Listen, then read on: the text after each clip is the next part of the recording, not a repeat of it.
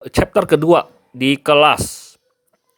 Para siswa saling memandang dengan heran. Apa yang dikatakan Lee Yun Xiao benar-benar di luar cakupan buku teks. Tapi Luo Yun Sang mendengar semuanya dengan jelas. Pupilnya mengerut saat dia berkata, jika itu masalahnya, semakin banyak pasir kristal langit yang kamu tambahkan dalam proses pembuatan senjata semakin baik. Tetapi, mengapa saat peleburan Charmot bercampur tembaga merah, semakin banyak pasir kristal langit yang ditambahkan, semakin besar kemungkinan gagal? Ini adalah masalah yang telah membingungkannya selama berhari-hari dan dia tidak dapat menemukan solusi, tidak peduli seberapa keras dia memeras otaknya. Itulah mengapa dia mengalami depresi hari-hari akhir-akhir ini. Sekarang dia telah mengungkapkan masalah di hatinya. Dia tidak terlihat seperti sedang menguji Yun Xiao, tetapi seseorang yang mencari nasihat. Seluruh kelas memandangnya dengan mulut terbuka lebar. Mengapa dia terlihat sangat berbeda dari guru Luo yang terpelajar, dingin, dan sombong yang mereka ingat. Yun Xiao menjawab dengan sabar, dengan ekspresi riang yang sama. Karena meskipun atribut tembaga merah adalah logam, sebenarnya lebih condong ke elemen api. Jadi dia memiliki kemampuan meleleh yang bagus untuk Charmot. Akibatnya banyak alkemis lebih memilih Charmot saat meningkatkan senjata tembaga merah. Tapi kalau di dalamnya ada pasir kristal langit, lain ceritanya. Dia berhenti sejenak, dan ketika dia melihat ekspresi wajah Yun Sang, haus akan pengetahuan, dia tersenyum dan mau tidak mau mengingat murid-murid yang telah mengikutinya. Karena atribut pasir kristal langit adalah air, itu menetralkan atribut api tembaga merah. Jadi semakin banyak kamu menambahkan, semakin buruk kemampuan tembaga merah untuk melelehkan Charmot. Oh, begitu, mata Yun Sang berbinar karena kegembiraan. Jadi itu sebabnya, tidak heran aku tidak pernah berhasil. Apa yang harus aku lakukan? Sangat sederhana, perlakukan pasir kristal langit sebagai pengotor dan gunakan esensi pemurnian untuk menghilangkannya, kata Yun Xiao dengan sedikit senyum di matanya. Yun Sang berseru lagi, bagaimana aku bisa sebodoh itu sampai tidak memikirkan solusi sesederhana itu. Dia mulai menghitung dengan cepat dalam pikirannya. Proses kerajinan melintas di kepalanya dan akhirnya berakhir. Matanya tiba-tiba menjadi cerah dan wajahnya bersinar dengan senyum bahagia. Di mana Li Yun Xiao? Dia merasakan gelombang rasa terima kasih di hatinya. Tetapi pada saat yang sama, dia sangat terkejut. Bagaimana mungkin seorang pemboros yang dianggap tidak memiliki bakat dalam seni bela diri, bahkan lebih berpengetahuan dalam seni kerajinan senjata daripada dia, seorang alkemis magang tingkat lanjut yang asli. Dengan bakat membuat senjata yang luar biasa, masa depannya jauh lebih cerah daripada berlatih seni bela diri. Bisakah siswa seperti ini bahkan dianggap pecundang? Masa lalu Yi Yun Xiao melintas di benaknya saat dia menyalahkan dirinya sendiri dalam hati karena gagal menemukan bakat luar biasa dari muridnya, meskipun dia adalah gurunya. Dia berusaha meninggalkan kelas, ucap salah satu siswa dengan patuh. Cara dia memandang Lo Yun Xiao, cara dia memandang Lo Yun Sang menjadi sangat aneh. Apa? Yun Sang mengangkat alisnya dan berkata dengan marah, bagaimana dia bisa mengabaikanku dan menyelinap pergi saat kita berada di tengah kelas? Siswa itu buru-buru menarik pandangannya dan berkata dengan lemah, bukankah kamu mengatakan bahwa jika dia dapat menjawab pertanyaanmu, dia dapat melewatkan sisa kelasmu? Jika aku jadi dia, aku juga akan pergi. Bam! Yun Sang menepukkan telapak tangannya di podium yang terbuat dari besi hitam, meninggalkan bekas telapak tangan di permukaannya sambil mengejutkan kelas. Semua orang menahan napas dan tidak berani mengeluarkan suara. Siapa di antara kalian yang mendengarkan aku mengatakan itu? Matanya yang berair menyapu para siswa. Mereka yang dilirik olehnya gemetar dan menggelengkan kepala dengan tergesa-gesa. Wajah mereka menjadi pucat. Tidak, kamu tidak mengatakan itu. Kami salah. Guru Luo tidak pernah mengatakan itu. Yun Sang menengus dingin dan berkata, kelas selesai. Beritahu Li Yun Xiao bahwa jika aku tidak melihatnya di kelas berikutnya, aku akan mengirimnya ke ruang gravitasi 10 kali lipat selama 3 hari. 3 hari, semua orang menarik nafas dingin saat mereka menyaksikan Luo Yunsha menendang pintu kelas hingga terbuka dan menuju aula alkimia seperti embusan angin. Hei, bisakah seseorang memberitahu aku apa yang sedang terjadi? Du Feng adalah yang pertama berbicara. Dia bangkit langsung dari tempat duduknya dan pergi ke seorang siswa tinggi. Bos, ada apa? Siswa jangkung Lan Fei nampaknya menjadi pemimpin sekelompok siswa karena dia segera dikelilingi oleh kerumunan. Bagaimana aku tahu, katanya dengan mendengus. Sepertinya bocah Li Yunxiao ini tahu banyak tentang pembuatan senjata. Tidak mungkin, mata Sang Guan King melebar saat dia berteriak. Mungkinkah dia, seorang bocah yang tidak memiliki bakat dalam seni bela diri, benar-benar menjadi seorang jenius dalam pembuatan senjata? Apa yang harus kita lakukan? Pak, Lan Fei memukul kepalanya dengan buku teks dan berkata dengan cemberut, "Jenius apa? Dia baru saja membaca beberapa buku lagi. Untuk menjadi seorang alkemis membutuhkan lebih banyak bakat daripada seorang pejuang. Bagaimana dia bisa berjalan di jalur pembuatan senjata ketika dia bahkan tidak bisa membuka satu cakra pun?" Bos benar. Kerumunan bergema setuju. Mata mereka berbinar dengan penampilan yang berbeda. Lan Fei mendorong Sang Guan King ke samping dengan satu tangan dan melihat beberapa orang berkumpul di ujung lain kelas, saling berbisik.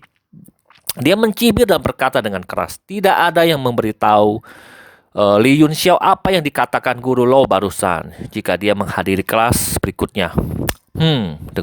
Dengusannya yang keras segera membuat yang lain menjadi pucat ketakutan. Dan ketika mereka melihatnya menatap mereka dengan dingin, mereka semua menundukkan kepala karena marah. Dia melanjutkan dengan penuh kemenangan, "Skinny Chen, Fatty Han, dan kalian semua termasuk Rushu, sebaiknya kalian tidak merusak ini untukku. Jika Li Yunxiao menghadiri kelas berikutnya, aku akan menjadi orang pertama yang menyelesaikan skor denganmu." Beberapa siswa ini biasanya dekat dengan Li Yunxiao dan bisa dikatakan sebagai kekuatan yang berlawanan dengan Lan Fei dan teman-temannya. Wajah Qin Lusu menjadi dingin saat dia mengepalkan tangannya dan berkata dengan marah, "Aku akan memberitahunya apa yang bisa kamu lakukan padaku. Aku menantang kamu untuk menyentuh aku sekarang." Aduh, Lan Fei menjadi marah. Dia bangkit dari tempat duduknya dan melangkah ke podium, lalu memukul besi hitam itu dengan pukulan. Dengan itu, cetakan tinju dangkal muncul di podium. Tanda pada besi hitam. Mungkinkah Lan Fei telah membuka 7 cakra dan memadamkan energi Yuan? Bagaimana ini mungkin? Jika 7 cakra seorang pria semuanya terbuka, dia bisa melangkah ke alam asal dan disebut seorang pejuang. Dia baru berusia 15 tahun. Bahkan jika dia belum membuka semuanya, kurasa dia hampir sampai. Seorang pejuang berusia 15 tahun. Jenius lain telah muncul di negara bagian Tianshui. Ruang kelas dipenuhi dengan suara-suara emosional, sementara puluhan tatapan yang dilemparkan penuh dengan kecemburuan dan kebencian. Ini memberi Lan Fei superioritas saat dia dengan bangga menunjuk ke Rushu dan berkata, "Meskipun kamu seorang putri, mengingat bakatku yang luar biasa, yang mulia tidak akan menyalahkanku karena mengganggumu sesekali." Wajah Rushu pucat karena marah. Dia akan bergegas dan mengalahkan Lan Fei ketika Chen Sen dan Han Bai menahannya. Keduanya adalah pendukung garis keras Yun Xiao. "Putri, kita lemah sekarang," bisik Han Bai. "Jadi sebaiknya kita tidak memulai pertengkaran dengan mereka." Lebih dari 40 siswa di kelas ini adalah anak-anak pejabat Tianshui atau menteri yang setia. Dan mereka secara alami dibagi menjadi 2 kelompok sesuai dengan faksi partai yang berkuasa dan oposisi. Anak-anak menteri sipil dan yang dipimpin oleh Lan Fei dan Sang Guan King termasuk dalam satu kelompok, sedangkan anak-anak pejabat militer yang dipimpin oleh Li Yunxiao, Han Bai, dan lainnya termasuk dalam kelompok lain. Karena sang putri selalu membenci arogansi Lan Fei dan rakyatnya, dia secara alami memihak Li Yunxiao dan yang lainnya. Sementara ruang kelas dalam keributan, Li Yunxiao sudah berjalan sendirian di jalan di ibu kota Tianshui. Setelah ingatannya terbangun, jiwanya mulai perlahan mendapatkan kembali kekuatannya. Yang pertama diuntungkan adalah kekuatan indera ketuhanannya. Dia memeriksa tubuhnya dengan cepat dan hati-hati. Tubuh ini agak merepotkan menakutkan. Tidak heran aku dianggap tidak memiliki bakat dalam seni bela diri. Banyak meridian yang tidak terlihat telah mengering sehingga mereka tidak dapat mengumpulkan kekuatan sama sekali. Secara alami aku tidak bisa membuka cakra aku. Aku harus memperbaiki tubuh ini dulu. Sepertinya aku tidak akan bisa memulihkan kekuatanku dalam waktu dekat. Dia menatap gedung yang menjulang tinggi di depan dan melangkah ke sana. Ini adalah ibu kota negara bagian Tianshui. Aku ingat Yang Di berasal dari sini. Aku ingin tahu apakah dia ada di asosiasi alkemis. Semuanya akan baik-baik saja jika aku bisa menemukannya. Asosiasi alkemis hadir dengan pengaruhnya menyebar ke seluruh benua bela diri surgawi. Dimanapun itu, ia menikmati penghargaan tertinggi dan menara alkemis pastilah bangunan tertinggi di daerah itu. Yun Xiao menatap asosiasi alkemis. Meskipun menara itu jauh lebih rendah daripada yang pernah dia masuki, itu memberinya perasaan keakraban sepenuhnya. Beberapa kata diukur di atas lempengan batu tua di depan menara. Asosiasi Alkemis cabang Tianshui tahun 1001 kalender Tianwu Yang Di. Lempengan batu ini dibangun kembali pada tahun 1001 kalender Tianwu tahun 1001. Oh benar, sepertinya ini adalah tahun di mana Yang Di dipromosikan menjadi alkemis tingkat ketiga dan menjadi presiden cabang Tianshui. Aku ingin tahu apakah dia masih di sini. Yun Xiao telah tinggal di negara bagian Tianshui selama 15 tahun. Tetapi presiden cabang asosiasi alkemis bukanlah tipe orang yang bisa dia jangkau. Faktanya, alkemis tingkat tertinggi yang dia kenal bernama Liang Wenyu, seorang alkemis tingkat kedua. Tidak ada penjaga di luar menara. Karena tidak ada yang berani menimbulkan masalah di sini, dan kekuatan tersembunyi di dalam sudah cukup untuk membuat asosiasi alkemis yang terpencil ini menjadi salah satu tempat teraman di Tianshui. Dia mendorong pintu hingga terbuka dan berjalan masuk. Aula yang luas di dalam jauh lebih besar daripada yang terlihat dari luar. Kerumunan yang bising membuat interior menara menjadi sangat hidup, yang memberinya perasaan seolah-olah dia tiba-tiba melangkah ke pasar yang ramai dari pedesaan yang tenang. Selamat datang di asosiasi alkemis. Suara merdu masuk ke telinganya dan kemudian dia melihat seorang wanita cantik dengan gaun modis tersenyum manis padanya.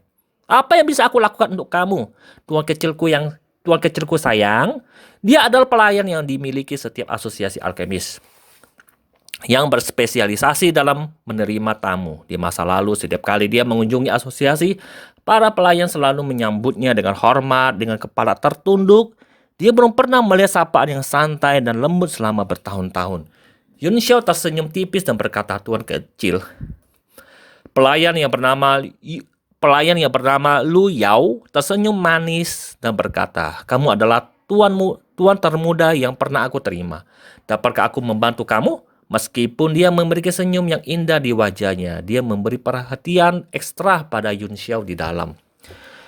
Biasanya orang-orang yang datang ke menara alkemis untuk pertama kalinya gugup dan bersemangat, sementara anak-anak bahkan lebih berhati-hati, bersembunyi di samping orang dewasa untuk menonton. Tidak ada yang pernah melihat sekeliling aula begitu mereka melangkah masuk seperti Li Yun Xiao dengan suasana yang tenang dan santai. Itu jelas perilaku seseorang yang terbiasa dengan adegan-adegan besar. Sekian, see you next chapter, guys.